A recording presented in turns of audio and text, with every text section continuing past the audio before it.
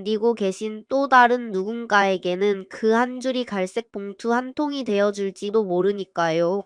오늘도 긴 이야기 끝까지 함께 해주셔서 감사합니다. 네 친정애미는 의사가 알아서 살리는 거지. 네가 간다고 살아나?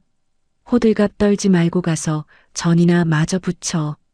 친정엄마가 새벽에 트럭에 치여 머리가 깨진 채 수술실 들어갔다는 그 전화를 받은 순간 시어머니가 협의이혼 신청서를 코앞에 들이밀며 내뱉은 말입니다. 아니, 사람이 죽어가는데 도장부터 찍으라니 이게 사람이 할 소리입니까?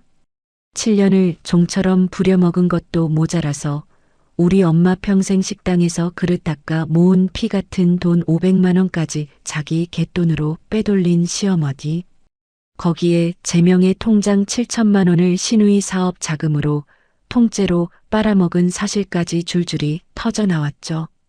저는 그날 미리 차려둔 제사상을 그대로 뒤집어 엎고 그 집을 나왔습니다. 며칠 뒤 병원 바닥에 무릎 꿇고 싹싹 비는 시어머니와 남편, 그리고 7년 묵은 빚을 한 푼도 안 빼고 받아내는 사이다 복수국, 지금부터 시작합니다. 추석을 사흘 앞둔 밤, 시댁 부엌의 형광등은 유난히 시리게 깜빡였습니다. 저는 스테인리스 대야에 담긴 송편 반죽을 두 손으로 꾹꾹 눌러가며 다음날 제사상에 올릴 음식 목록을 머릿속으로 한 번 더 점검했죠. 20가지가 넘는 음식 이름이 머릿속에서 빙글빙글 돌아갔습니다. 거실에서는 시어머니의 목소리가 부엌까지 또렷이 넘어왔어요. 아유, 우리 며느리가 워낙 손이 야물어야지. 내가 손가락 하나 까딱 안 해도 추석상이 척척 차려진다니까.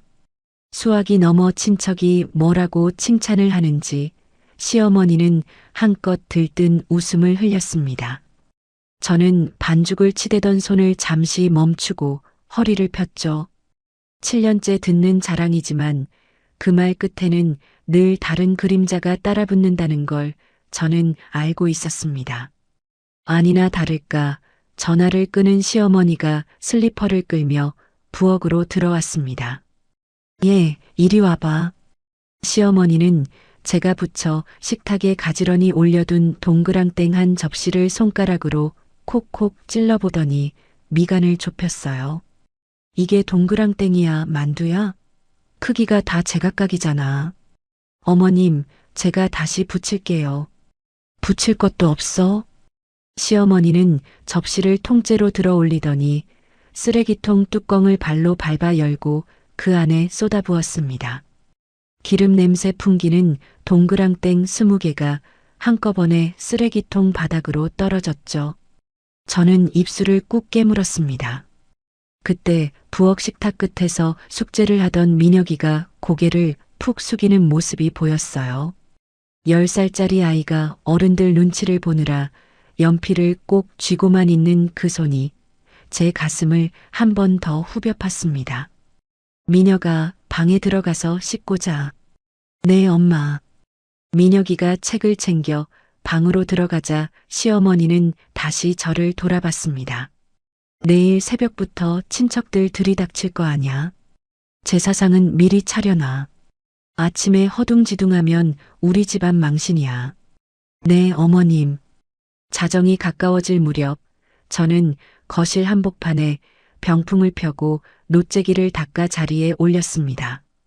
말린 북어와 밤, 대추, 한과 접시까지 절반쯤 미리 세팅을 마치고 나서야 허리를 펼 수 있었죠. 다리는 퉁퉁 부어 종아리가 제 살 같지가 않았습니다. 새벽 1시가 다 되어 안방으로 들어가니 남편은 이미 등을 돌리고 코를 골고 있었어요. 저는 휴대폰을 들고 일주일 전 엄마에게 보냈던 문자를 한참 들여다봤습니다. 엄마, 추석 끝나고 꼭 보러 갈게. 미안해. 답장은 그래, 우리 딸, 일 무리하지 말고였습니다. 엄마의 그 짧은 글자 위로 눈을 감았는데 다리가 너무 무거워 그대로 잠이 들어버렸어요. 얼마나 지났을까요? 머리맡 휴대폰이 부르르 떨리는 소리에 저는 눈을 번쩍 떴습니다. 시계는 새벽 4시 30분을 가리키고 있었고 화면에는 모르는 번호가 떠 있었죠. 여보세요? 윤정혜 씨 보호자 되십니까? 낯선 남자 목소리가 다급하게 쏟아졌습니다. 환자분이 새벽 첫 차 타러 가시던 길에 횡단보도에서 트럭에 지금 응급수술 들어가셨습니다. 빨리 와주셔야겠습니다. 휴대폰을 쥔 손에 힘이 풀렸습니다.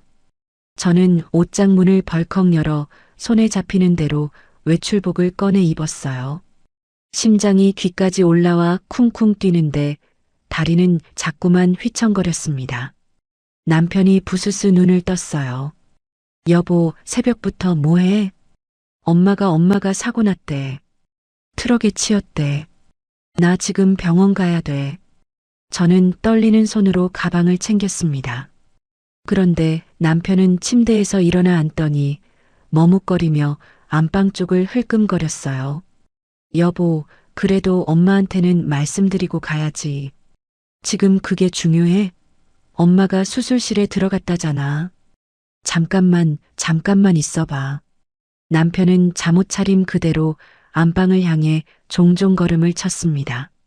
저는 그 뒷모습을 보며 가슴이 턱 막혔지만 일단 신발장 앞으로 걸어 나갔죠. 그런데 거실 불이 환하게 켜졌습니다. 시어머니가 안경을 코끝에 걸치고 거실로 나오는데 그 손에는 누렇게 변색된 서류 봉투가 하나 들려 있었어요. 저는 그 봉투가 뭔지 그때까지만 해도 짐작조차 하지 못했습니다. 예, 일로 와봐. 시어머니가 소파에 자리를 잡고 앉으며 저를 불렀습니다.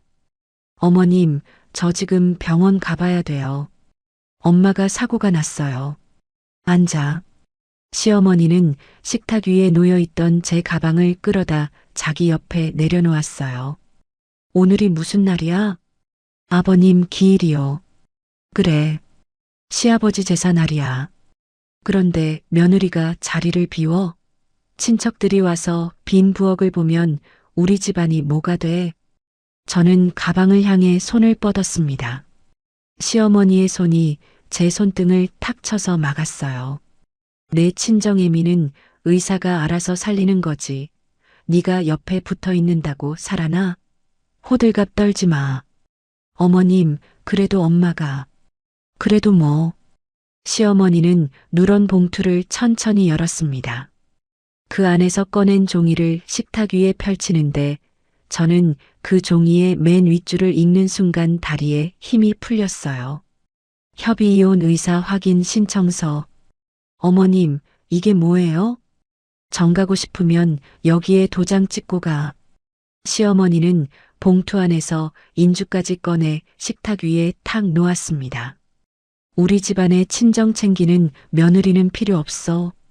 시아버지 제삿날 새벽에 짐 싸들고 친정 갈 거면 이 집 식구 그만하라는 얘기야.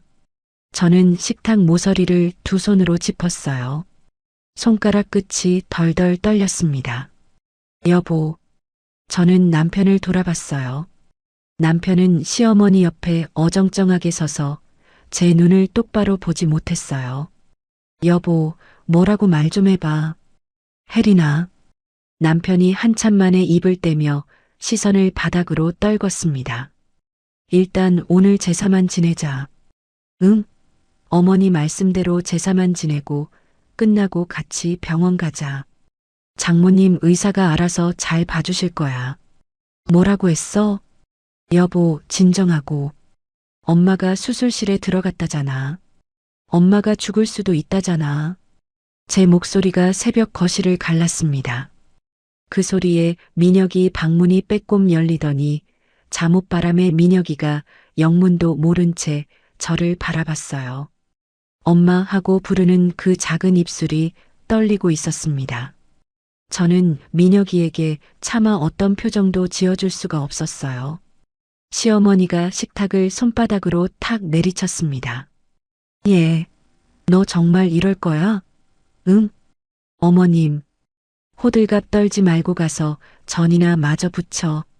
내 친정애미가 너 본다고 벌떡 일어나?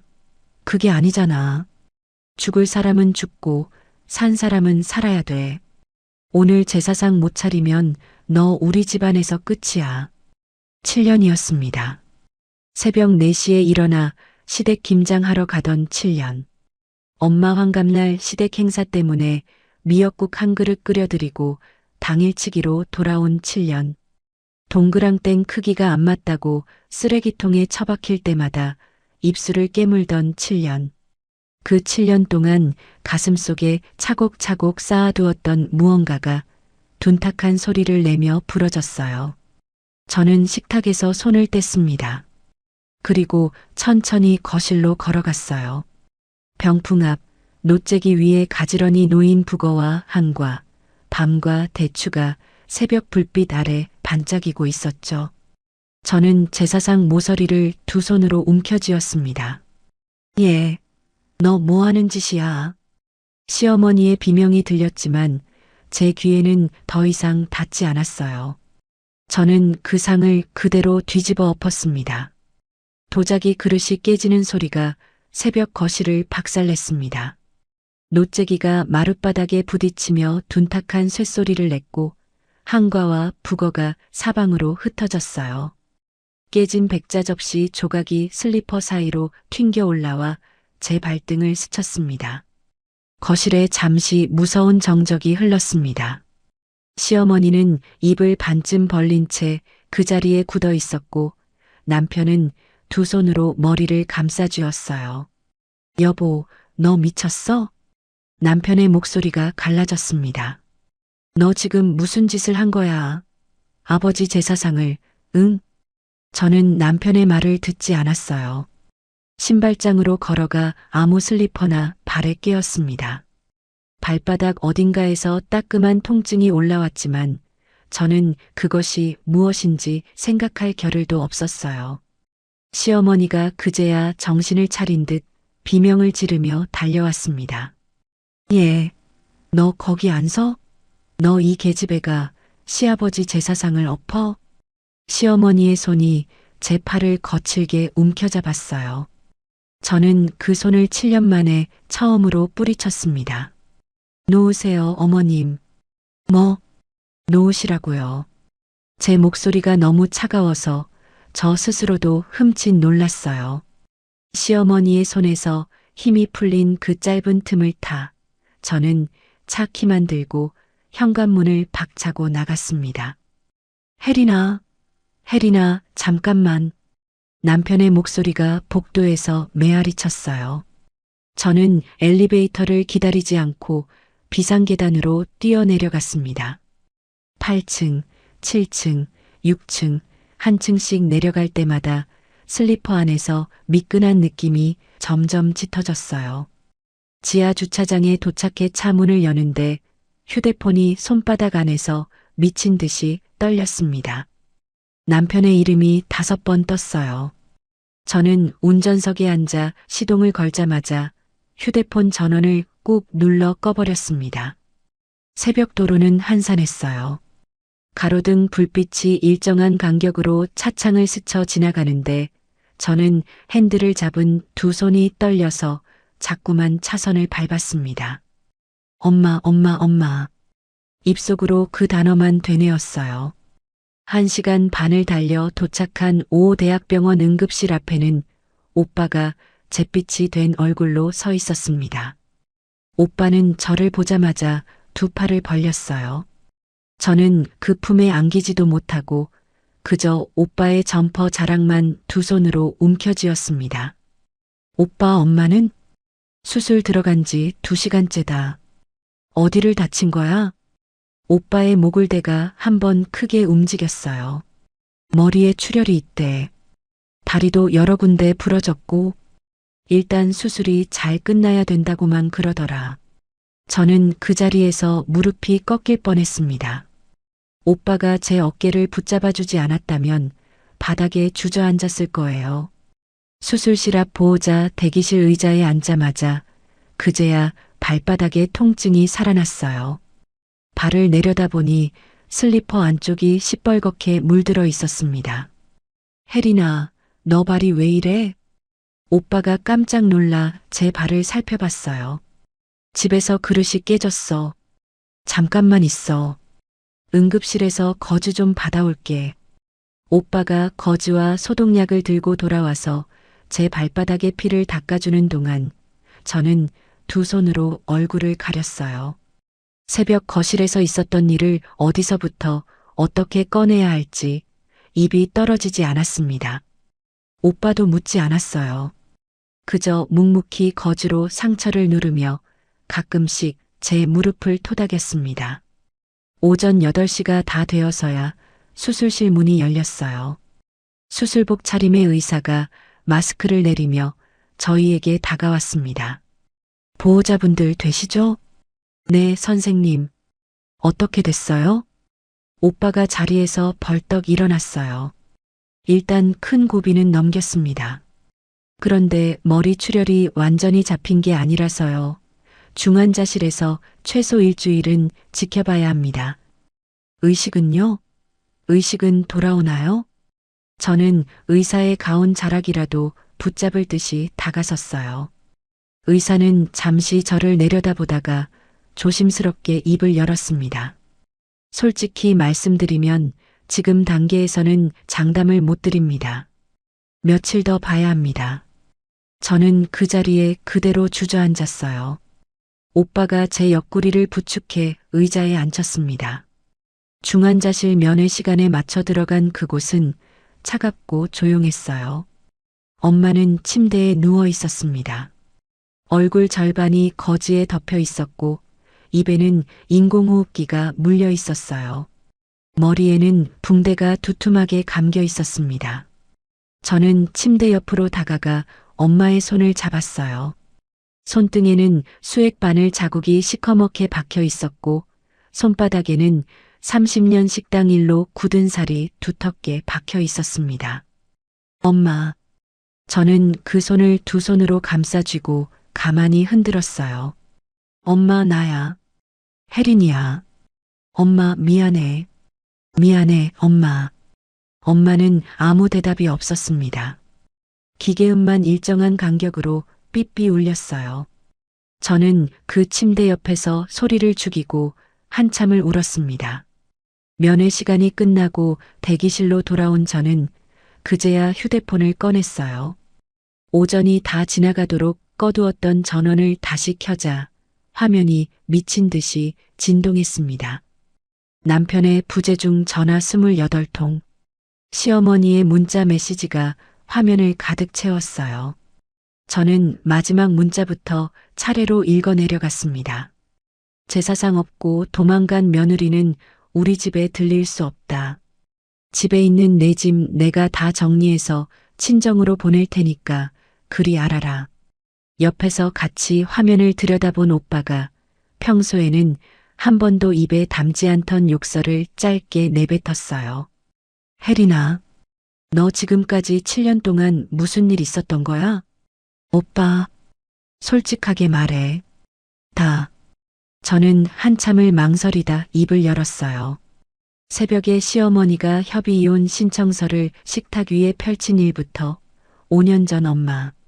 환갑날 시댁 김장 때문에 당일치기로 다녀온 일, 결혼 직후 시어머니가 재테크는 어른이 해줘야 한다며 청약 통장을 가져간 일까지 7년 동안 쌓아두었던 모든 일을 한꺼번에 쏟아냈습니다. 오빠는 한마디도 끊지 않고 들었어요.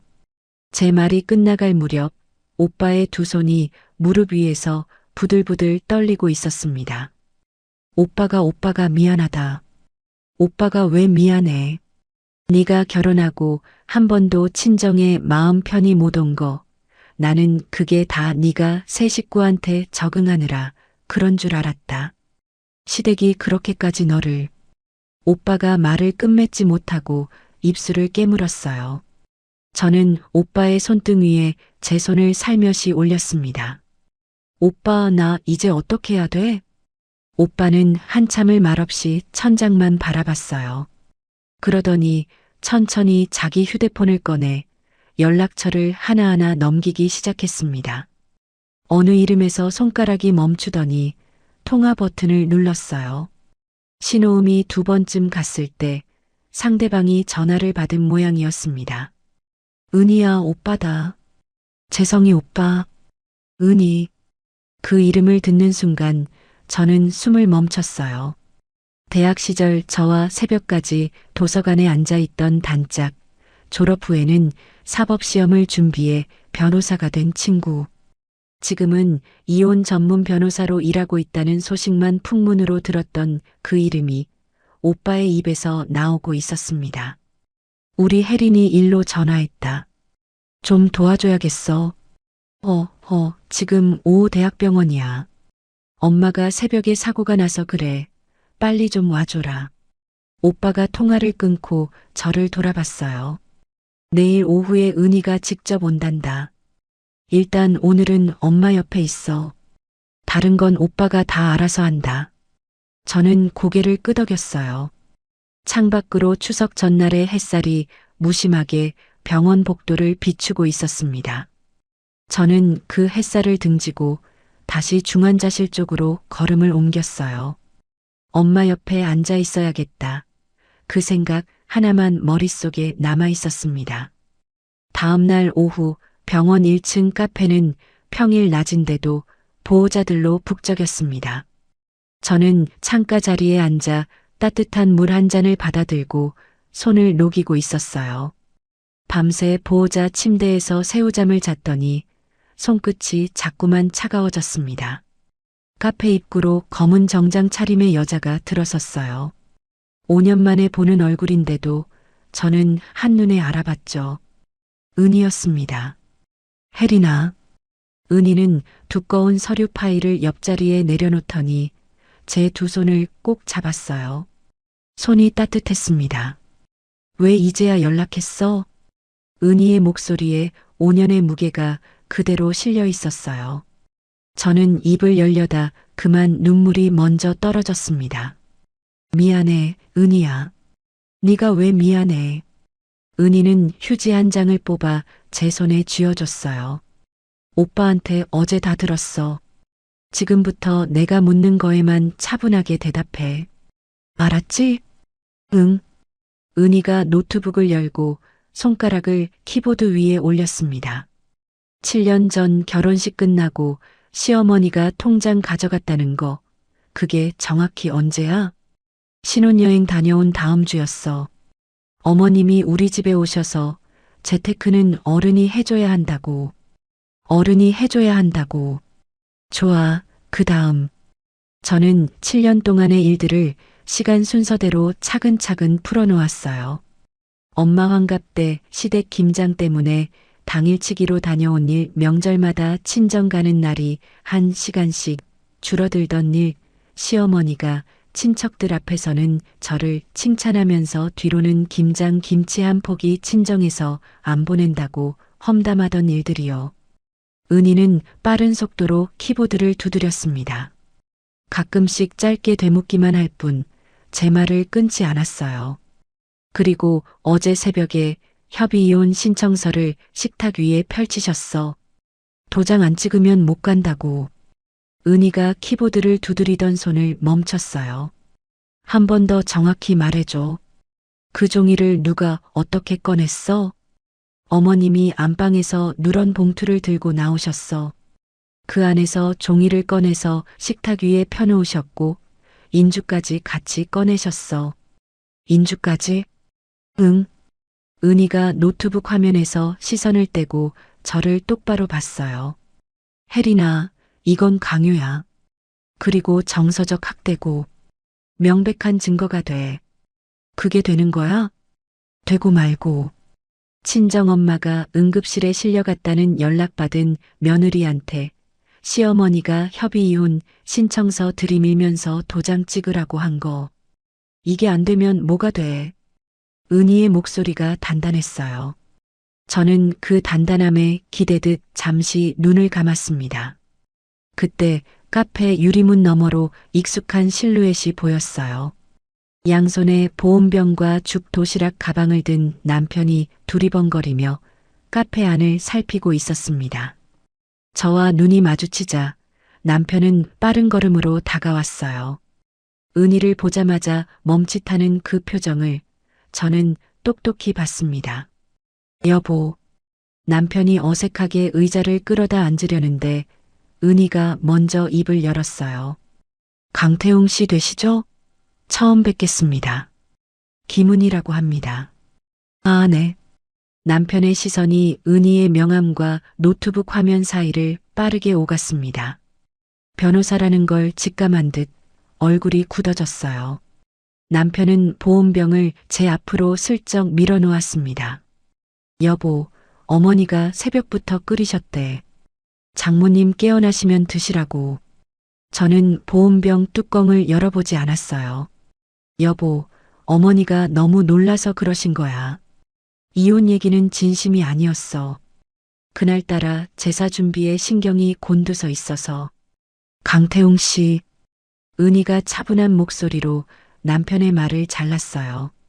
그날 새벽에 어머님이 협의이혼 신청서를 식탁 위에 직접 펼치신 거 맞으시죠? 그게 정확히는 어머니가 인주도 같이 꺼내셨고요. 남편의 입꼬리가 어색하게 굳었습니다. 어머니가 평소엔 그런 분이 아니신데 그날따라 좀. 저는 그 말을 듣는 순간 헛웃음이 났어요. 7년 동안 들어온 말이었습니다. 어머니가 평소엔 안 그러시는데 어머니가 그날따라 엄마가 원래 그러시잖아. 조금만 참아줘. 남편의 변명은 늘 같은 단어로 시작해서 같은 단어로 끝났어요. 저는 보온병을 남편 쪽으로 천천히 밀어 돌려놓았습니다. 여보, 가져가. 혜린아, 엄마가 깨어나지 못할 수도 있대. 의사가 그랬어. 그런데 당신은 지금 어머니 죽 가져왔다고 카페에 들어와서 어머니 변명부터 하고 있잖아.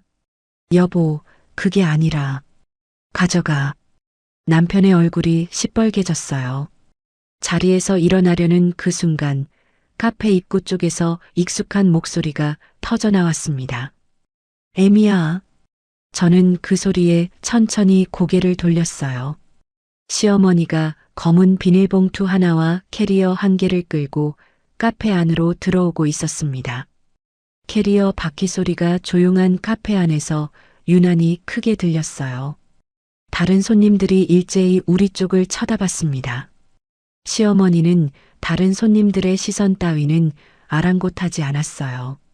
성큼성큼 다가오더니 캐리어를 제 발치에 던지듯 내려놓았습니다.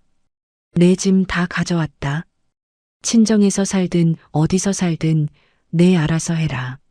어머님, 단 우리 민혁이는 절대 못 데려간다.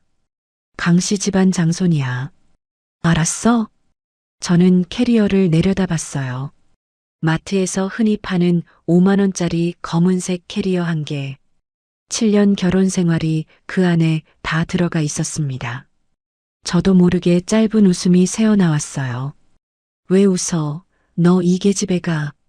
시어머니가 손바닥으로 테이블을 탁 내리쳤습니다. 은희가 자리에서 천천히 일어났어요. 서류 파일에서 명함 한 장을 꺼내 시어머니 앞에 공손히 내밀었습니다. 어머님, 처음 뵙겠습니다. 변호사 김은희라고 합니다. 오혜린 씨 법률 대리인입니다. 변호사? 시어머니의 얼굴에서 핏기가 빠지는 게 보였어요. 법률 대리인이라니 그게 무슨 소리야? 예, 너 변호사를 샀어? 어머님, 오혜린 씨 명의의 협의이혼 신청서를 강요하신 부분, 그리고 시댁에서 며느리 짐을 임의로 카페에 가져오신 부분 다 법적으로 정리할 예정입니다. 은희의 목소리가 차분해서 더 매서웠어요. 시어머니는 명함을 받지도 못한 채 식탁 모서리를 짚었습니다. 그때였어요. 카페 안쪽 자리에서 한 노부인이 조용히 일어나 우리 쪽으로 천천히 걸어왔습니다. 회색 카디건에 환자복 바지를 입고 한 손에는 링거 스탠드를 끌고 있었어요. 저는 그 얼굴이 낯익었습니다. 명절 때마다 시댁 큰 집에서 뵙던 얼굴. 시아버지의 형님 댁 안주인이자 시어머니에게는 손윗동서, 저에게는 큰어머님이 되시는 박순자 씨였어요. 큰어머님은 우리 테이블 옆에 와서 잠시 멈춰서더니 시어머니를 똑바로 내려다봤습니다. 동서, 시어머니가 그 자리에서 얼어붙었어요. 형님. 동서, 너 또 며느리한테 무슨 짓을 한 거냐? 큰어머님의 반말이 조용한 카페 안에 둔탁하게 떨어졌습니다. 시어머니는 평소의 위세가 어디로 갔는지 캐리어 손잡이 옆에 어정쩡하게 손을 모은 채 말을 더듬었어요. 형님, 그게 아니라요. 이 며느리가 시아버지 제삿날 새벽에. 동서, 일단 앉아. 큰어머님이 옆 의자를 손으로 가리켰습니다. 시어머니는 잠시 망설이다 그 자리에 앉았어요. 큰어머님의 시선이 천천히 저에게로 옮겨왔습니다. 우리 혜린이. 큰어머님, 고생 많았다. 그 한마디에 저는 또다시 눈가가 뜨거워졌어요. 큰어머님이 제 옆자리에 천천히 앉으며 링거 스탠드를 옆에 세웠습니다. 그러더니 카디건 주머니에서 자신의 휴대폰을 꺼냈어요. 동서, 내가 이거 보여줄 게 있어서 일부러 내려왔어. 시어머니의 얼굴이 점점 굳어졌습니다. 큰어머님은 휴대폰 화면을 천천히 켜더니 어딘가를 두어 번 두드렸어요. 화면이 우리 쪽으로 돌아왔을 때 저는 그 안에서 익숙한 사촌 동서들의 프로필 사진을 봤습니다. 가족 단톡방이었어요. 동서, 이거 네가 보낸 거 맞지? 큰어머님이 손가락으로 화면 위쪽을 가리켰습니다. 시어머니의 입술이 가늘게 떨리기 시작했어요. 시어머니의 시선이 큰어머님의 휴대폰 화면 위에서 갈피를 잡지 못하고 흔들렸습니다. 큰어머님은 천천히 손가락을 움직여 화면을 위로 끌어올렸어요. 읽어봐라. 네가 보낸 글이니까 네가 제일 잘 알지. 형님, 그건 읽어보라니까. 큰어머님의 목소리에 처음으로 힘이 실렸습니다. 저는 옆에서 그 화면을 함께 들여다봤어요. 우리 며느리가 친정 식구한테 돈 빼돌리는 것 같아. 통장 보니까 이상한 돈이 자꾸 나가. 민혁이 교육을 며느리가 망치고 있어. 아주 어른 무서운 줄을 몰라. 사돈이 김치 한 포기를 안 보내. 친정이 그렇게 가난한가 봐. 20명이 넘는 친척들이 들어있는 단톡방에 시어머니의 메시지가 빼곡하게 올라와 있었습니다. 저는 손가락 끝이 차게 식는 걸 느꼈어요. 작년 추석에 사촌 동서가 갑자기 제 음식 접시 옆으로 가지 않았던 이유. 시고모님이 명절날 제가 부친 젖만 골라 안 드시던 이유. 그 모든 이유가 그 단톡방 안에 한 줄 한 줄 적혀 있었습니다. 옆에서 같이 화면을 본 은희가 자기 휴대폰을 꺼냈어요.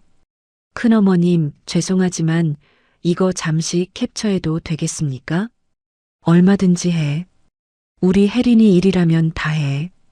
은희가 빠른 손놀림으로 단톡방 화면을 한 장 한 장 저장하기 시작했습니다.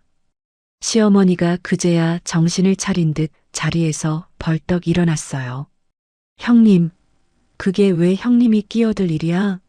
우리 집 일은 우리 집이 알아서 하는 거지. 동서, 너 지금 제정신이야? 큰어머님이 시어머니를 올려다봤습니다. 링거 스탠드를 짚은 손이 가늘게 떨렸지만 목소리는 흔들리지 않았어요. 네가 사돈집에 무슨 짓을 했는지 내가 다 알고 있어. 내가 이 병원에 한 달째 입원해 있다고 했지? 내가 가만히 누워서 천장만 보면서 그동안 들었던 얘기들이 머릿속에서 자꾸 정리가 되더라. 동서, 5년 전 일 기억나? 5년 전이라뇨? 내 시아버지 제사 때 친척들 다 모아놓고 네가 뭐라고 했어? 며느리 친정이 가난해서 부조도 제대로 못 보낸다고 동그란 술잔 들고 한참 떠들었지? 저는 그 자리에서 숨을 멈췄어요. 5년 전 그 제사 때 저는 부엌에서 전을 부치고 있었습니다. 거실에서 친척들이 와하고 웃는 소리만 들었지 무슨 얘기가 오가는지는 몰랐어요. 형님, 그건 그냥 술자리 농담이었어요.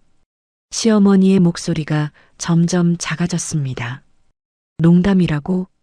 큰어머님이 천천히 자리에서 일어났어요.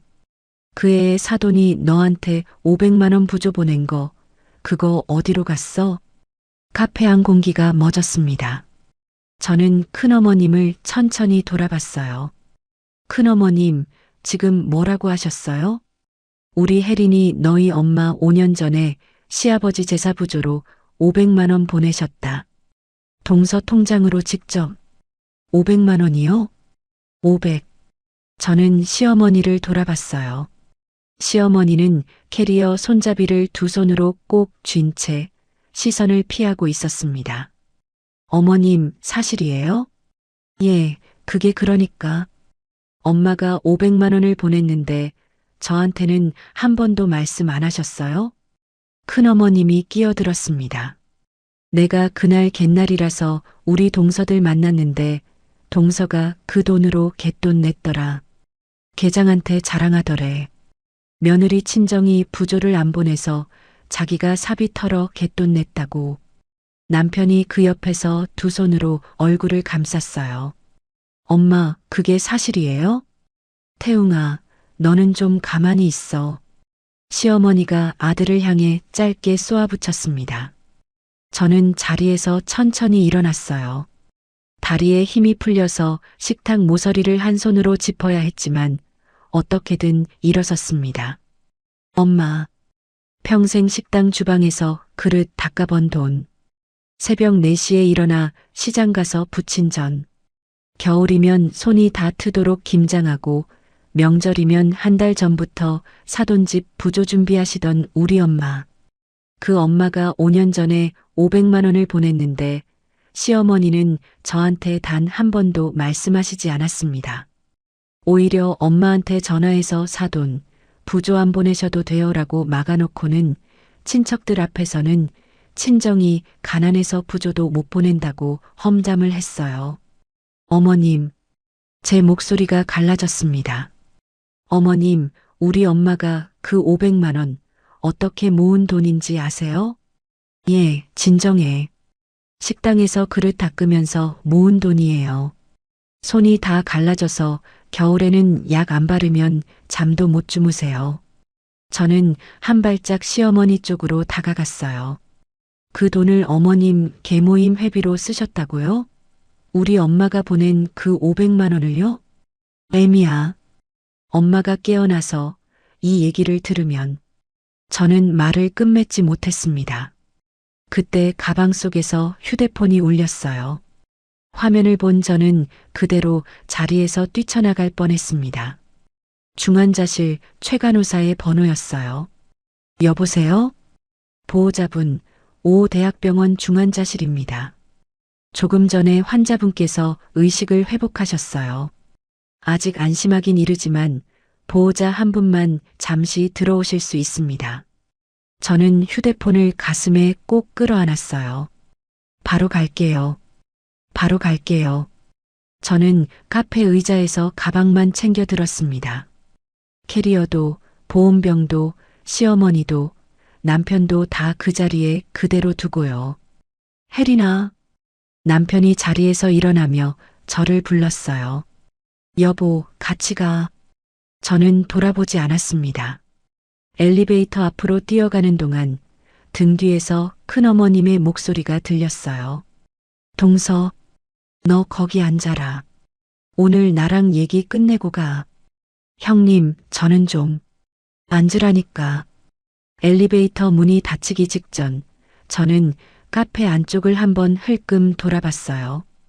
큰어머님이 손가락으로 시어머니를 가리키고 있었고 시어머니는 캐리어 손잡이를 잡은 채 의자에 도로 주저앉고 있었습니다. 은희는 노트북을 챙겨 들고 큰어머님 옆자리로 옮겨가는 중이었어요. 엘리베이터가 위로 올라가는 동안 저는 휴대폰 화면을 두 손으로 꼭 감싸 쥐었습니다. 엄마, 조금만 기다려. 8층 중환자실 앞에 도착해서 저는 면회복을 입느라 손이 자꾸 미끄러졌어요. 마스크 끈이 귀에서 자꾸 흘러내렸습니다. 최 간호사가 다가와 마스크를 다시 매주었어요. 보호자분, 천천히 들어가세요. 환자분 의식은 돌아오셨는데 아직 말씀은 못하세요. 네, 간호사님. 감사합니다. 저는 천천히 유리문 안쪽으로 걸어 들어갔습니다. 중환자실은 어제와 같은 자리, 같은 침대였어요. 다만 어제와 달리 엄마의 눈이 살짝 떠 있었습니다.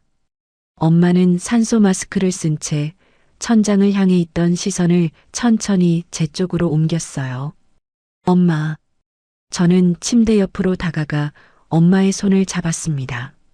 엄마의 손가락이 제 손바닥 안에서 아주 미세하게 꿈틀거렸어요. 힘은 없었지만 그건 분명히 제 손을 잡으려는 움직임이었습니다. 엄마가 천천히 다른 쪽 손을 들었어요. 수액줄이 함께 들썩였습니다. 엄마는 떨리는 손을 제 얼굴 쪽으로 가져오려다 닿지 못하고 침대 위로 다시 떨어뜨렸어요. 저는 그 손을 두 손으로 받아 제 뺨에 가져다 댔습니다. 엄마의 굳은 살 박인 손바닥이 제 얼굴에 닿는 그 감촉에 7년 동안 한 번도 제대로 챙겨드리지 못한 시간들이 한꺼번에 머릿속을 스쳤어요. 엄마 환갑 때 미역국 한 그릇만 끓여드리고 시댁 김장하러 돌아간 그날. 명절마다 시댁에서 음식 차리느라 엄마한테 전화 한 통 못하고 잠들었던 수많은 밤. 엄마가 식당에서 받은 첫 손주 선물이라며 챙겨놓으셨던 민혁이 옷을 한 번도 입혀드리지 못한 일.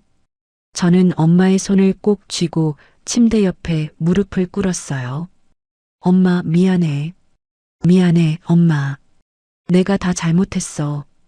엄마의 입가가 산소 마스크 안에서 미세하게 움직였습니다. 소리는 나오지 않았지만 저는 그 입모양을 읽을 수 있었어요. 우리 딸. 저는 그 침대 옆에서 한참을 그렇게 있었습니다. 기계음이 일정하게 삐삐 울리는 그 차가운 방에서 엄마의 손바닥 온기만이 제 뺨을 데우고 있었어요. 다음 날 아침 8시, 엄마는 일반 병실로 옮겨졌습니다. 저는 보호자 침대에서 2시간도 채 못 자고 일어나 엄마의 아침 식사를 도왔어요. 엄마는 미음 한 숟갈을 받아 삼키더니 제 손을 가만히 잡았습니다. 혜린아. 응, 엄마. 시댁에 너 때문에 면목이 없다. 엄마의 목소리는 사고 전보다 한 톤이 낮아져 있었어요. 저는 미음 그릇을 침대 협탁에 내려놓고 엄마의 손을 두 손으로 감쌌습니다. 엄마, 그런 소리 하지 마. 엄마가 왜 시댁에 면목이 없어? 내가 사돈댁 제삿날에 사고가 나서 네가. 엄마. 저는 엄마의 말을 끊었어요. 엄마, 나 엄마한테 할 얘기가 있어. 엄마는 천천히 고개를 끄덕였습니다. 저는 어제 새벽에 있었던 일을 처음부터 끝까지 풀어놓았어요. 시어머니가 협의 이혼 신청서를 식탁 위에 펼친 일, 도장 안 찍으면 못 간다고 한 일, 어제 카페에서 큰어머님이 5년 전 500만 원 부조금 얘기를 꺼낸 일까지요. 엄마는 듣는 내내 입술을 깨물고 있었어요. 미음 그릇 옆에 놓인 휴지를 한 장 뽑아 눈가를 누르더니 어깨를 떨었습니다. 내가 어리석었다. 엄마, 5년 전에 그 500만 원, 내가 식당에서 1년 동안 야식 안 먹고 모은 돈이었어. 사돈한테 부조한다고 보냈는데 그 뒤로 사돈이 답례 인사를 안 하시길래 내가 너무 적었나? 내 마음이 부족했나? 그렇게만 생각했지. 엄마, 우리 딸은 내내 그 집에서 그러고 살았는데 나는 사돈한테 부조 더 보낼 생각만 했지. 우리 딸 마음은 한 번도 못 들여다봤구나. 엄마의 굳은 살 박인 손이 제 손등 위에서 떨렸어요. 저는 그 손을 제 입가에 가져다 댔습니다. 오전 10시쯤 병실 문이 조용히 열렸어요. 과일 바구니를 든 옆집 아주머니가 발끝으로 살금살금 들어왔습니다. 혜린 엄마, 잠은 좀 잤어? 어머, 지수가. 네가 어떻게 알고. 내 오빠가 새벽에 전화 줬어. 오늘 같이 5일장 가기로 했었잖아, 우리. 옆집 아주머니가 과일 바구니를 침대 옆 협탁에 내려놓으며 의자를 끌어왔어요. 엄마는 그 손을 잡고 또 눈물을 글썽였습니다. 내가 약속을 못 지켰네. 언니, 그게 무슨 소리야? 약속 못 지킨 게 문제야? 살아있는 게 다행이지. 옆집 아주머니가 엄마의 어깨를 가만히 토닥였어요. 그러더니 제 쪽으로 고개를 돌렸습니다. 혜린아, 너 어제 새벽에 시댁에서 무슨 일 있었다며? 내 오빠가 그러던데. 아주머니, 나는 다 알아. 옆집 아주머니가 의자를 침대 쪽으로 바짝 끌어당겼어요. 내가 너희 옆집에 산 게 20년이야. 너희 엄마가 시댁 행사 때마다 어떻게 했는지 내가 다 봤어. 저는 엄마의 손을 잡은 채 옆집 아주머니의 얼굴을 바라봤습니다. 명절 전날이면 너희 엄마가 새벽 4시에 일어나서 부엌에 불 켜놓고 반찬을 만들었어. 사돈집에 보낼 거라고. 옥상에 김치 항아리 묻을 때도 너희 엄마는 사돈집 보낼 거 따로 한 통 더 묻었지. 엄마가 얼굴을 두 손으로 가렸어요. 그게 다가 아니야, 혜린아. 옆집 아주머니가 목소리를 낮췄습니다. 작년 김장철에 너희 시어머니가 너희 엄마한테 직접 전화하셨어. 내가 옆에서 들었어. 무슨 전화요? 며느리가 친정에서 김장김치를 받아오는 건 시댁 무시하는 거니까 사돈은 김치 보내지 말라고. 저는 그 자리에서 숨을 멈췄어요. 그래놓고 너희 시어머니는 시댁 사람들 앞에서는 뭐라고 그랬는지 알아? 사돈이 김치 한 포기도 안 보낸다고. 친정이 인사를 모른다고. 엄마. 저는 엄마를 돌아봤어요. 엄마는 두 손으로 얼굴을 가린 채 어깨만 들썩이고 있었습니다. 왜 한 번도 말 안 했어? 엄마, 왜? 우리 딸 시집살이 더 시킬까봐. 엄마가 손을 떼며 갈라진 목소리로 말했어요. 사돈이 보내지 말라면 보내지 말아야지. 그게 며느리 도리지. 너만 편하면 된다고 나는 그렇게만 생각했지. 옆집 아주머니가 엄마의 등을 쓸어내렸습니다.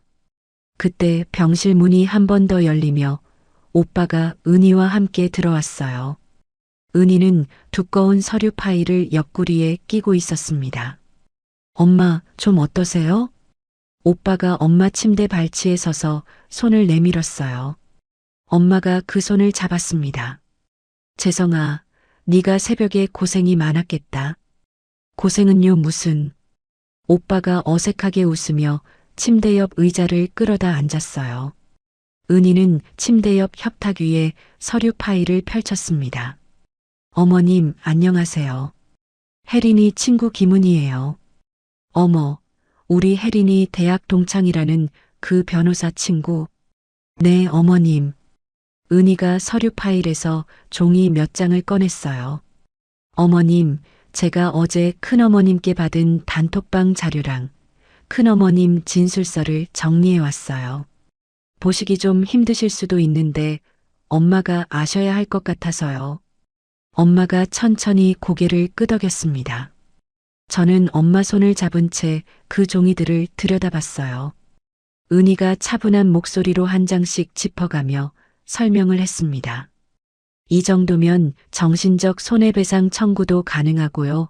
그 새벽에 시어머님이 협의이혼 신청서로 강요하신 부분은 협박죄로 형사고소까지 가능해요. 옆에서 듣고 있던 옆집 아주머니가 자기 가슴을 한번 탁 쳤어요. 은희 변호사, 내가 증인 설게. 작년 김장철에 시어머니가 전화한 거 내가 옆에서 다 들었어. 아주머님 정말이요? 내가 두 귀로 똑똑히 들었지. 필요하면 어디든 가서 말할게.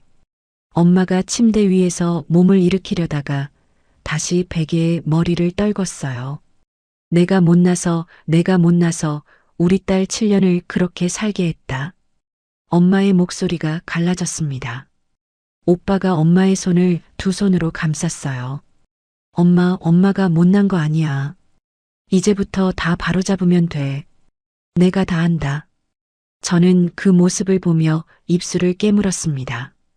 오빠 앞에서 엄마가 우는 모습은 아빠 돌아가신 날 이후로 처음 보는 거였어요. 점심 무렵 병실 문이 또다시 열렸어요. 이번에는 검은 한복 차림의 시어머니가 비싼 과일 박스를 들고 들어왔습니다.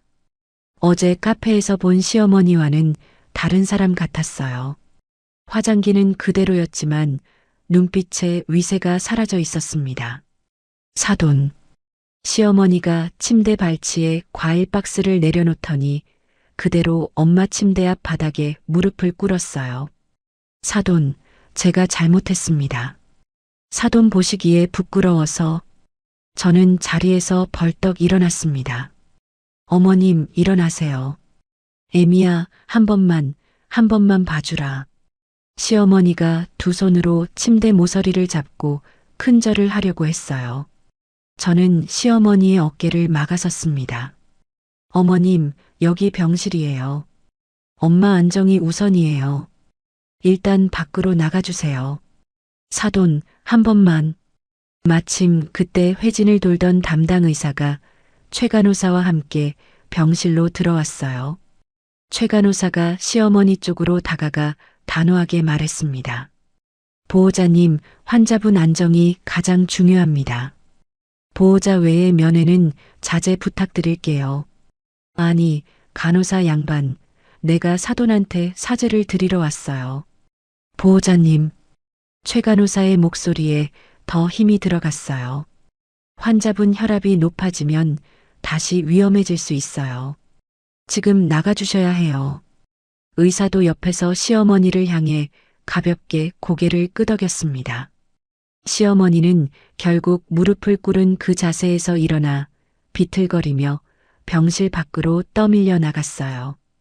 병실 문이 닫히고 잠시 조용해지나 싶었는데 복도에서 갑자기 큰 통곡 소리가 터져 나왔습니다. 아이고, 내가 어떻게 살아, 아이고. 저는 깜짝 놀라 병실 문을 열고 복도를 내다봤어요. 시어머니가 복도 한가운데 그대로 주저앉아 두 손으로 가슴을 치며 통곡을 하고 있었습니다. 다른 병실의 보호자들이 하나둘 문을 열고 내다봤어요. 누군가는 휴대폰을 꺼내 그 모습을 찍기 시작했습니다. 저는 병실 문 안쪽에서 그 광경을 가만히 바라봤어요. 시어머니가 평생 가장 두려워하던 단어가 있었다면 그건 망신이었습니다. 그 망신이 지금 복도 한복판에서 시어머니의 두 발에 걸려 넘어지고 있었어요. 저는 조용히 병실 문을 닫고 다시 엄마 침대 옆으로 돌아갔습니다. 엄마가 제 손을 가만히 잡았어요. 혜린아, 엄마는 이제 괜찮으니까 너는 너 살 길 봐. 엄마의 그 한마디가 7년 만에 처음 듣는 진짜 엄마 목소리였어요. 그날 저녁 병실 복도에 소란이 가라앉은 후 저는 오빠와 함께 1층 로비로 내려갔습니다. 엘리베이터 문이 열리자마자 로비 한쪽 기둥 옆에 양복 차림으로 서성이고 있는 남편이 보였어요. 남편의 손에는 회사 명함이 가득 꽂힌 명함첩이 들려 있었습니다. 손이 부들부들 떨리고 있었어요. 혜린아. 남편이 저를 발견하고 두어 걸음 다가왔습니다. 오빠가 제 옆에 한 걸음 더 바짝 붙어 섰어요. 매제, 무슨 일이야? 형님. 남편이 오빠 앞에서 머리를 숙였습니다. 형님, 죄송합니다. 정말 죄송합니다. 죄송하다는 말은 나한테 할 게 아니지. 일단 무슨 일인지나 들어보자. 오빠가 로비 구석 의자를 손으로 가리켰어요. 저는 오빠와 나란히 앉았고 남편은 맞은편에 어색하게 자리를 잡았습니다. 여보, 회사에서. 남편이 입을 떼다가 한 번 숨을 골랐어요. 오늘 오후에 부장님이 나를 따로 부르셨어. 부장님이? 누가 어떻게 알았는지 우리 시댁에서 며느리한테 이혼 서류 강요한 얘기가 회사 사내 게시판에 올라왔어. 저는 천천히 고개를 들었어요. 뭐라고? 회사 직원들끼리 보는 메신저랑 사내 게시판에 어제 카페에서 있었던 일이 다 퍼졌어. 누가 글을 올렸는지 부장님도 아직 못 찾으셨대. 이번 인사고과에 안 좋게 들어갈 수도 있다고 부장님이 나한테 경고하셨어. 저는 그제야 어제 카페 안에 다른 손님들 얼굴이 떠올랐어요. 캐리어를 끌고 들어온 시어머니가 큰 소리로 저를 부르고 은희가 명함을 내밀던 그 장면을 옆에서 다 지켜본 사람이 있었던 겁니다. 매제 회사 동기 중에 누가 그 카페에 있었던 모양이네. 오빠가 짧게 정리했어요. 형님, 어떻게 알았어요? 뻔하지. 어제 그 시간에 그 카페에 회사원 동기 정도는 한 명쯤 있었을 거 아냐. 그 사람이 사내 게시판에 올렸겠지. 남편이 두 손으로 얼굴을 감쌌어요. 여보, 나 회사에서 잘리면 우리 가족은 어떻게 돼? 응? 저는 그 말을 듣는 순간 잠시 멈칫했어요. 남편의 입에서 우리 가족이라는 단어가 나온 게 7년 만에 처음이었습니다. 그런데 저는 그 단어가 어디를 가리키는지 도무지 알 수가 없었어요. 7년 동안 남편의 우리 가족은 늘 시어머니와 시아버지, 그리고 남편 자신이었습니다. 저와 민혁이는 그 가족의 일꾼이었지, 가족의 일원이 아니었어요. 저는 또 한 번 헛웃음이 새어나왔습니다. 왜 웃어, 여보? 아니야, 여보. 저는 짧게 대답하고 시선을 돌렸어요. 그때 남편의 휴대폰이 울렸습니다. 화면을 본 남편의 얼굴이 새파랗게 질렸어요. 큰어머니. 남편이 자리에서 벌떡 일어나 한 발짝 물러섰습니다. 네네. 네네, 알겠습니다. 내일 저녁이요? 네, 가겠습니다. 통화는 짧았어요. 남편이 휴대폰을 내려놓는데 손가락이 떨리고 있었습니다. 여보, 무슨 일이야? 큰 집에 친척회의가 잡혔대. 친척회의? 내일 저녁에 큰 집에 시댁 어른들 다 모이신대. 안건이 엄마 일이래. 오빠가 옆에서 짧게 한숨을 내쉬었어요. 큰어머님이 직접 소집하셨구만. 형님, 어떻게 아세요? 어제 카페에서 큰어머님이 어떻게 나오셨는지 들었어. 그 정도 어른이 안 나서면 시댁이 안 돌아가지. 남편은 그 자리에 서서 한참을 입을 다물고 있었어요. 비슷한 시각, 시댁 거실에서는 다른 풍경이 벌어지고 있었습니다. 큰어머님의 전화를 받고 자리에 주저앉은 시어머니는 한참을 가슴을 두드리다가 천천히 일어났어요. 안방으로 들어간 시어머니는 장롱 깊숙한 자리, 옷가지 아래 숨겨두었던 자개 보석함을 꺼냈습니다. 그 안에는 통장 여러 개와 도장이 가지런히 들어 있었어요. 시어머니는 그 통장들을 빠짐없이 가방 안에 쓸어 담기 시작했습니다. 며느리 명의의 청약 통장, 며느리 명의의 적금 통장, 며느리 명의의 정기예금 통장. 손가락이 자꾸 떨려서 도장 하나가 자개 보석함 옆으로 굴러떨어졌어요. 시어머니는 그 도장을 한참을 내려다보다가 다시 주워 가방 안에 넣었습니다. 그날 밤늦은 시간 제 휴대폰에 은희의 전화가 걸려왔어요. 혜린아, 자? 아니, 앉아. 무슨 일이야? 내가 오늘 너희 시댁 자료들 정리하다가 마음에 걸리는 부분이 있어서. 어떤 부분? 네가 결혼 직후에 시어머니한테 청약 통장이랑 적금 통장 맡겼다고 했지? 응. 5년 차에 적금 하나 더 든 것도 어머님이 관리하셨어. 은희가 잠시 말을 멈췄어요. 혜린아, 내가 변호사로 일하면서 본 패턴이 있는데 시어머니가 며느리 통장을 손에 쥐고 있다는 건 10중 8구 손을 댔다는 뜻이야. 네가 직접 한번 확인해봐.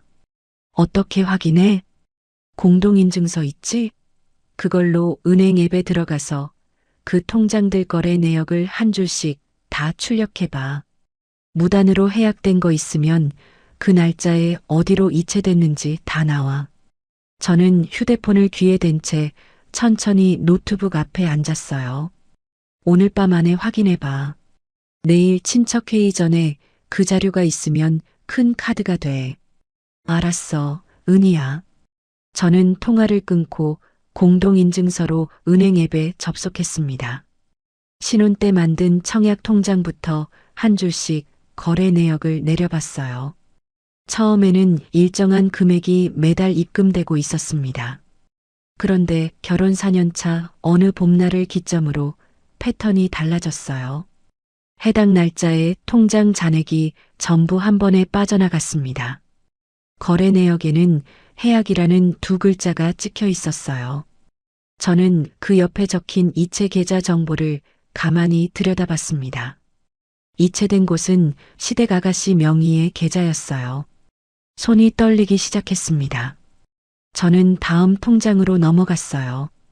적금 통장도 마찬가지였습니다. 해약 날짜는 모두 비슷한 시기, 시댁 아가씨의 사업이 어려워졌다고 시어머니가 거실에서 한숨을 푹푹 쉬던 그 무렵이었어요. 저는 모니터 앞에서 한참을 멍하니 앉아 있었습니다. 결혼 직후 시어머니가 우리 집에 오셔서 환하게 웃으며 했던 말이 떠올랐어요. 예, 재테크는 어른이 해줘야 한다. 너희들이 뭘 안다고. 그날 저는 통장이랑 도장을 두 손으로 공손히 건네드렸습니다. 그게 며느리 도리라고 생각했어요. 저는 새벽까지 거래 내역서를 한 장 한 장 출력했습니다. 종이 모서리에 시어머니가 건드린 7년이 또렷이 찍혀 있었어요. 다음 날 아침 은희가 병원으로 왔습니다. 저는 어젯밤 출력한 거래 내역서를 두툼한 봉투에 담아 은희에게 내밀었어요. 은희야, 다 출력했어. 청약 통장이랑 적금, 정기예금까지 다. 은희가 봉투를 열어 종이를 한 장씩 넘겨봤습니다. 은희의 얼굴이 점점 굳어졌어요. 혜린아. 응. 이거 7천만 원 가까이 돼. 7천? 청약 통장에 들어있던 거 다 합치고 적금 2개랑 정기예금까지 다 합치면 7천만 원이 넘어. 무단 해약해서 시댁 아가씨한테 보낸 거야. 한 푼도 안 빠지고. 저는 그 자리에서 한참을 말을 잃었습니다. 7년 동안 동그랑땡 크기로 쓰레기통 채우는 동안 시어머니는 제 통장을 그렇게 비워가고 있었어요. 오늘 저녁 친척 회의에 이거 가져갈 거야. 은희가 봉투를 자기 서류 가방에 단단히 챙겨 넣었습니다. 큰어머님께 미리 전화드릴게. 너도 마음 단단히 먹고 있어. 알았어, 은희야. 그날 저녁 시댁 큰집 거실에 친척들이 모였습니다. 저는 그 자리에 가지 않았어요. 은희와 큰어머님이 자리를 대신했고 시댁 시아버지 형제분들이 2분, 그리고 사촌 시숙들이 둘러앉았다고 했습니다. 큰어머님은 단톡방 캡처본을 거실 탁자에 펼쳐놓았고 은희는 제가 출력한 거래 내역서를 그 위에 한 장씩 올려놓았어요.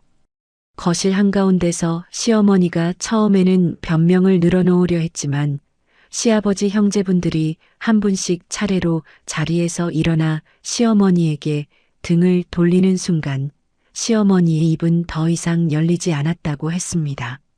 남편은 그 자리에서 친척들 앞에 무릎을 꿇었어요.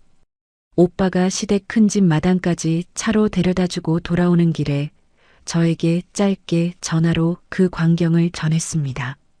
저는 병실 보호자 침대에 앉아 엄마의 잠든 얼굴을 바라봤어요.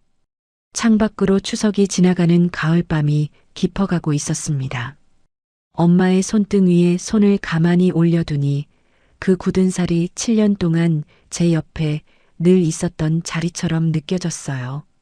친척회의 다음 날 아침 새벽부터 제 휴대폰이 쉴 새 없이 진동했습니다. 화면을 켜보니 모르는 번호와 시댁 친척들의 이름이 빼곡하게 떠 있었어요. 저는 보호자 침대에 앉아 문자함을 한 줄씩 열어봤습니다. 혜린아, 큰형수다. 작년 추석에 내가 너한테 너무했지. 정말 미안하다. 시간 되면 한번 보자. 올케야, 사촌 동서야.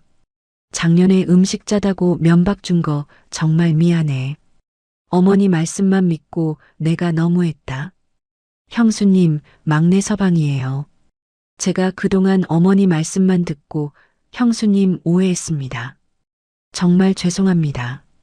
문자가 20통이 넘었어요. 한 줄씩 읽어 내려가는데 손바닥이 차게 식었습니다.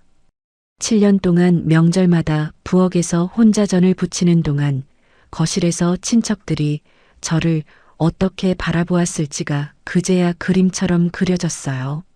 저는 휴대폰을 협탁에 내려놓고 엄마의 잠든 얼굴을 한참 바라봤습니다. 오전 9시쯤 병실 문이 조용히 열렸어요. 남편이 양복 차림으로 들어왔습니다. 손에는 두꺼운 서류 봉투와 도장 케이스가 들려 있었어요. 여보, 남편이 침대 발치에 서서 한참 동안 말을 잇지 못했습니다. 저는 자리에서 일어나 병실 한쪽 보호자 의자 2개 사이에 남편을 앉혔어요. 엄마가 깨면 안 될 것 같았습니다. 여보, 어제 친척 회의가. 남편이 양복 안주머니에서 손수건을 꺼내 이마를 닦았어요. 큰아버지들이 다 한마디씩 하셨어. 뭐라고들 하셨어? 엄마한테 당분간 친척 모임 출입을 다 금지시키신다고. 큰어머니가 직접 그렇게 결정하셨어. 남편이 침을 한번 삼켰습니다. 그리고 나한테는 한 달 안에 너한테 어떤 식으로든 책임을 져야 한다고 하셨어. 책임을 어떻게? 남편이 서류 봉투를 제 무릎 위에 천천히 올려놓았어요. 저는 그 안에서 종이 한 장과 도장, 인감증명서를 꺼냈습니다. 각서였어요. 여보, 엄마가 내 통장에서 빼간 돈, 청약 통장이랑 적금 다 합쳐서 7천만 원 가까이 되잖아. 내 퇴직금이랑 마이너스 통장 동원해서 전액 변제할게. 한 달 안에. 약속해. 저는 그 각서를 한참을 들여다봤어요. 종이가 한 장이라서 가벼웠지만 손에 닿는 그 무게는 7년의 무게였습니다. 저는 7년 전 결혼식 날이 떠올랐어요.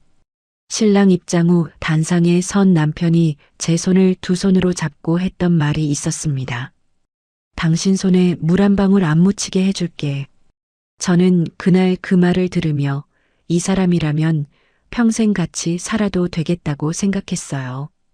7년이 지난 지금 그 약속이 얼마나 가벼웠는지를 저는 이 각서 한 장을 들여다보며 분명히 알았습니다. 여보, 남편이 제 손을 잡으려고 손을 뻗었어요. 저는 그 손을 피하지는 않았지만 잡지도 않았습니다.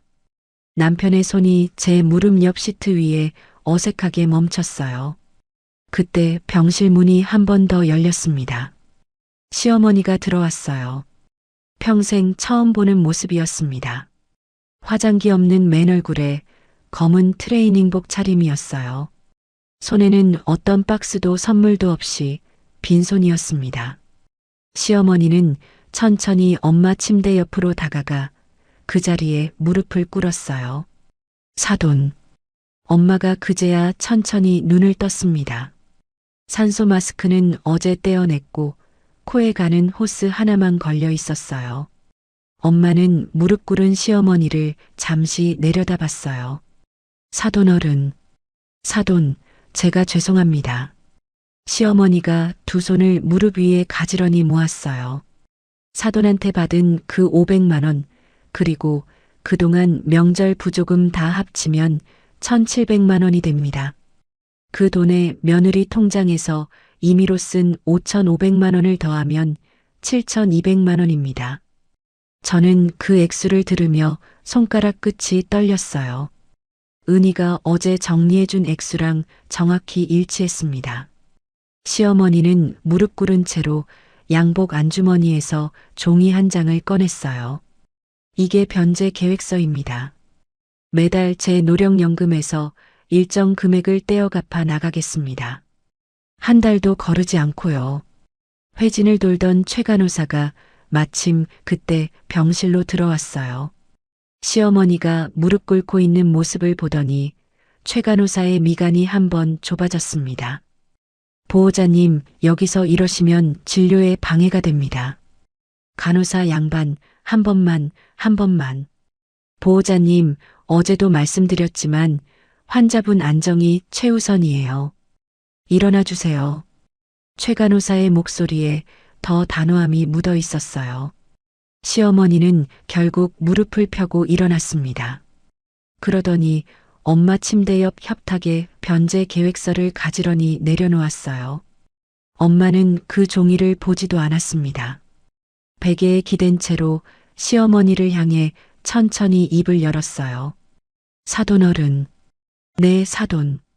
돈으로 갚을 수 있는 일이 있고 돈으로 못 갚는 일이 있어요. 엄마의 목소리는 갈라졌지만 단어 하나하나가 또렷했습니다. 내 딸이 7년 동안 그 집에서 잃어버린 시간은 후자예요. 그 시간은 사돈도 못 돌려주시고 강서방도 못 돌려줘요. 저는 그 말을 듣는 순간 입을 손으로 가렸어요. 평생 사돈 앞에서 작아지기만 하던 엄마가 침대에 누운 채 처음으로 사돈에게 맞서고 있었습니다. 식당에서 30년을 보낸 엄마의 갈라진 목소리가 시어머니의 변제 계획서보다 훨씬 무거웠어요. 시어머니가 다시 침대 옆으로 한 발짝 다가오며 무릎을 굽히려고 했습니다. 사돈, 한 번만 살려주세요. 우리 며느리한테도 한 번만. 그 순간 옆에서 지켜보던 남편이 자리에서 일어났어요. 남편은 시어머니 옆이 아니라 제 발치로 걸어왔습니다. 저는 깜짝 놀라 한 발짝 물러섰어요. 남편이 그 자리에 천천히 무릎을 꿇었습니다. 여보, 혜린아. 남편의 목소리가 떨렸어요. 혜린아, 내가 잘못했어. 7년 동안 너한테 한 번도 진심으로 미안하다고 말한 적이 없었어. 여보, 일어나. 내가 엄마 앞에서 한마디도 못한 거, 그건 마마보이라서가 아니라 비겁해서였어. 너한테 미루는 게 편하니까 내가 그 자리에서 한마디만 하면 엄마가 너 그만 괴롭힐 거 뻔히 알면서도 내가 안 했어. 여보, 새벽에 장모님 사고 났다는 연락 왔을 때 내가 오늘 제사만 지내자고 한 거. 내가 평생 죽어도 못 잊을 거야. 그 말. 남편의 두 손이 제 발 앞에서 떨렸어요. 저는 그 모습을 내려다보며 한참을 말없이 서 있었습니다. 머릿속에 어제 은희가 했던 말이 떠올랐어요. 병실 복도에서 잠시 마주쳤을 때 은희가 제 손을 잡으며 했던 한마디였습니다. 혜린아, 용서랑 이혼은 별개의 문제야. 용서한다고 같이 살아야 하는 것도 아니고 같이 안 산다고 용서 못하는 것도 아니야. 내 인생은 네가 선택하는 거야. 저는 무릎 꿇은 남편과 그 뒤에 어색하게 서 있는 시어머니를 번갈아 바라봤어요. 저는 두 사람을 일으켜 세우지 않았습니다. 대신 천천히 병실 문 쪽으로 걸어갔어요. 문고리를 잡고 잠시 멈춰 섰다가 남편을 향해 짧게 말했습니다. 여보, 거기 그대로 있어. 나 잠깐 복도 좀 걸을게. 저는 병실 문을 조용히 닫고 복도 끝 창가로 걸어갔어요. 복도 끝 창문 너머로 가을 햇살이 병원 정원 위에 천천히 떨어지고 있었습니다. 저는 그 햇살을 마주하고 두 손을 창틀 위에 올렸어요. 7년이었습니다. 새벽 4시에 일어나 시댁 김장하던 7년. 엄마 환갑에 미역국 한 그릇 끓여드리고 돌아온 7년. 청약 통장이 어디로 갔는지도 모른 채 어머님이 알아서 해주셨겠지 하며 살아온 7년. 이제는 그 7년을 끝낼 시간이었어요. 저는 창틀을 짚은 손에 천천히 힘을 줬습니다. 7년 만에 처음으로 누구를 위한 결정도 아닌 저 자신만을 위한 결정을 내릴 시간이 왔다는 걸 그 가을 햇살 아래서 분명히 알았어요. 복도 저쪽에서 병실 청소부 아주머니가 카트를 끌고 지나갔습니다. 병원 안내방송이 누군가의 이름을 천천히 부르고 있었어요. 저는 그 소리들을 가만히 들으며 창가에 한참을 서 있었습니다. 그로부터 2주가 지났습니다. 엄마는 일반 병동에서 재활병동으로 옮겨졌어요. 저는 매일 아침 7시에 일어나 엄마의 운동을 도왔습니다. 엄마는 보조기를 잡고 한 발씩 떼는 연습을 시작했어요. 엄마, 한 발만 더. 우리 딸, 엄마 다리가 무겁네.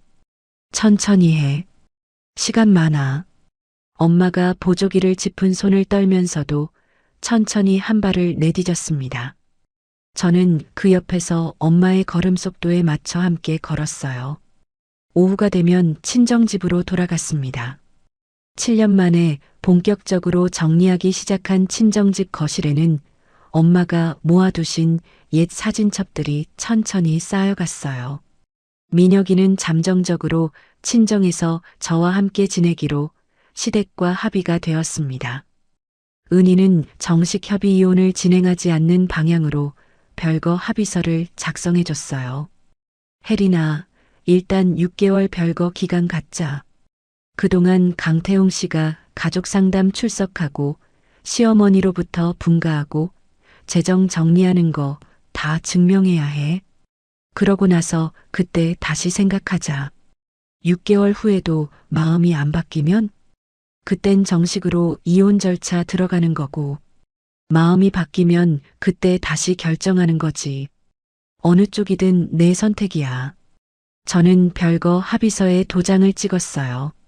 7년 전 결혼식 날 신부 화장대에서 찍었던 그 도장과 같은 도장이었지만 이번에는 누구의 강요도 없이 제가 직접 인주를 찍었습니다.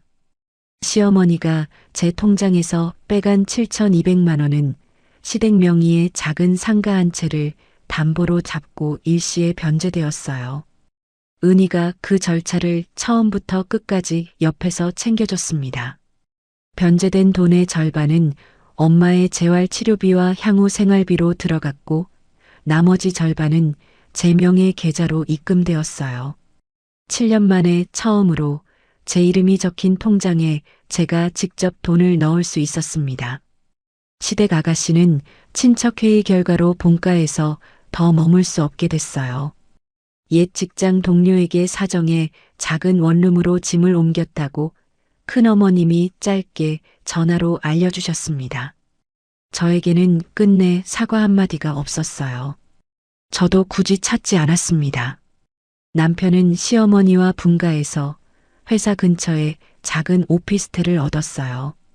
매주 토요일 오후 2시면 민혁이를 보러 친정집으로 찾아왔습니다. 올 때마다 손에는 비싼 선물도 백화점 종이 가방도 들려있지 않았어요. 엄마가 좋아하시는 두유 한 박스, 민혁이가 읽을 만한 책 한 권, 그게 전부였습니다. 처음 몇 번은 거실에서 어색하게 차 한 잔만 마시고 돌아갔어요. 그러다 어느 토요일 남편이 민혁이와 거실 바닥에 앉아 종이 접기를 하는 모습을 부엌에서 잠깐 봤습니다. 민혁이가 종이약 한 마리를 다 접고는 남편의 손바닥 위에 올려놓는 게 보였어요. 남편이 그 작은 학을 두 손으로 받아들고 한참을 들여다보고 있었습니다. 저는 부엌에서 사과를 깎다 말고 칼끝을 도마 위에 가만히 내려놨어요. 시어머니는 큰어머님의 권유로 동네 보건소 노인 심리상담 프로그램에 매주 2번씩 다니기 시작했다고 들었습니다. 처음에는 1시간만 앉아 있다가 도망치듯 나오기도 했다고 해요. 그런데 친척 모임에서 완전히 배제된 외로움이 시어머니의 발걸음을 결국 그 보건소 의자에 붙들어 앉혔습니다. 저는 한 번도 그 보건소를 직접 찾아가지는 않았어요. 다만 큰어머님이 가끔 전화로 시어머니의 근황을 짧게 알려주실 때마다 묵묵히 듣고 끊었습니다. 2달이 지나갈 무렵 엄마가 처음으로 보조기를 짚고 혼자 5걸음을 걸었어요. 옆집 아주머니가 그날 친정집에 오셔서 엄마의 두 손을 잡고 박수를 쳤습니다. 언니 봐. 내가 그랬지. 우리 언니는 다시 일어선다고. 지수가 네가 우리 혜린이한테까지 증인이 돼주고 내가 평생 못 잊는다. 증인이고 뭐고 우리는 옆집이잖아. 옆집은 원래 그러는 거야. 옆집 아주머니가 엄마의 손을 토닥였어요. 그 다음 주 일요일 엄마와 옆집 아주머니는 함께 동네 시장에 가셨습니다. 엄마가 평생 처음으로 자기 자신을 위한 빨간 스카프 한 장을 사오셨어요. 저는 그 스카프를 거실에서 엄마 목에 매드리며 처음으로 엄마의 거울 속 얼굴을 정면에서 마주 봤습니다. 엄마, 잘 어울려. 우리 딸이 사준 게 아닌데도 엄마가 직접 고른 게 더 잘 어울리지. 엄마가 거울 속에서 천천히 웃었어요. 그 웃음을 보는데 저도 모르게 휴대폰을 꺼내 사진을 찍었습니다. 저는 은희의 소개로 작은 법률사무소에 사무직으로 다시 출근을 시작했어요. 7년 만에 받은 첫 월급은 152만 원이었습니다. 큰 돈은 아니었지만 통장에 찍힌 그 숫자는 7년 만에 처음으로 제 손으로 번 돈이었어요. 저는 그 첫 월급으로 엄마에게 두꺼운 겨울 외투 한 벌을 사드렸습니다. 엄마는 그 외투를 입고 거실에서 한 바퀴 빙 돌더니 거실 창가 햇빛 아래서 한참을 서 있었어요. 저는 그 모습을 휴대폰에 담아 휴대폰 배경화면으로 저장했습니다. 매일 휴대폰을 켤 때마다 엄마의 환한 얼굴이 가장 먼저 보이도록요. 6개월의 별거 기간이 끝나갈 무렵 어느 토요일 오후였어요. 남편이 평소처럼 두유 한 박스와 책 한 권을 들고 친정집에 왔습니다. 그런데 그날은 양복 안주머니에서 두툼한 종이 봉투를 꺼냈어요. 여보, 이거 뭐야? 6개월 동안 내가 한 거 다 정리했어. 4명의 계좌 입출금 내역서, 가족 상담 30회 출석증, 그리고 남편이 봉투 안에서 손글씨로 적은 편지 한 통을 꺼냈습니다. 편지야. 너한테 7년 동안 못했던 말 다 적었어. 저는 그 봉투를 받아들었어요. 그런데 펼쳐보지 않고 거실 협탁 위에 가만히 올려놨습니다. 여보, 오늘은 이대로 가져가. 혜린아, 오늘 보면 또 마음이 흔들릴 것 같아서 차 한 잔만 하고 가. 저는 부엌에서 따뜻한 보리차 한 잔을 우려내 거실 협탁 위에 내려놓았어요. 남편은 그 보리차를 두 손으로 천천히 받아들었습니다. 여보, 미안해. 응.